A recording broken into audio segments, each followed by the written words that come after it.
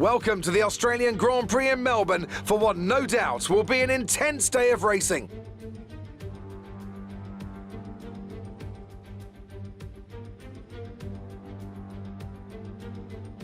The Melbourne circuit is certainly one that needs to be taken seriously. Its combination of slippery surfaces and difficult corners make it a tricky track when it comes to overtakes. Drivers find it hard to pass and will need to take full advantage of those DRS zones if they want to have any hope of breaking through. And as always, a man with plenty of racing experience joins me in the commentary box. Today it's Anthony Davidson. Tell me, Ant, you're no stranger to surviving the melee of turn one. So how do you keep out of trouble when there's so much going on around you? Well, the throttle goes both ways, Crofty. You've got to have the discipline not to try and win the race on the first lap. So always be prepared to lift early and give those around you more space. Trying to be the last of the late breakers with half a dozen cars around you may pay off from time to time, but it's also a great way to lose your front wing. Before we begin, let's take a quick look at the grid lineup for today's race. A fantastic effort from Charles Leclerc yesterday puts him on pole. A very happy Carlos Sainz will start second. Moving on to the rest of the grid, we have Bottas, Hamilton, Max Verstappen and Perez, Norris, Jackson, Gasly and Daniel Ricciardo, Fernando Alonso, Tsunoda, Sebastian Vettel and Ocon, Raikkonen, Stroll, Antonio Giovinazzi and George Russell, Mick Schumacher and Nicholas Latifi. And now it's time to head down to the track.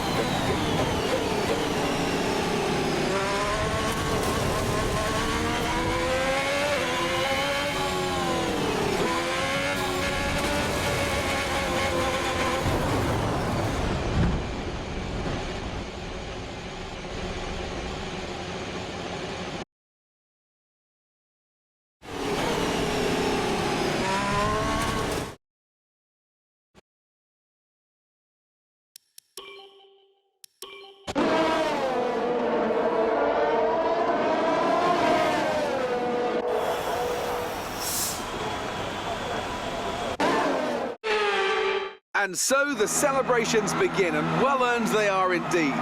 It may have looked simple at times, but as any racing driver will tell you, competing at this level, at the very top, is anything but simple. There's no catching them now then.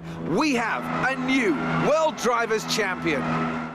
Victory today then, but bittersweet emotions I'm sure, as the championship slips through their fingers. Even so, what a fantastic final race of the season this was.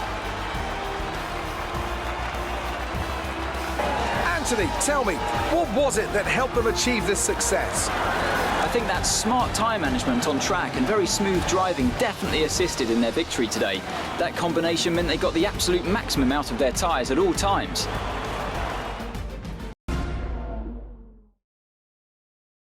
Looking at the podium, you can see that red suit familiar to fans across the globe. A world-class win for a world-class team. Ferrari do it again.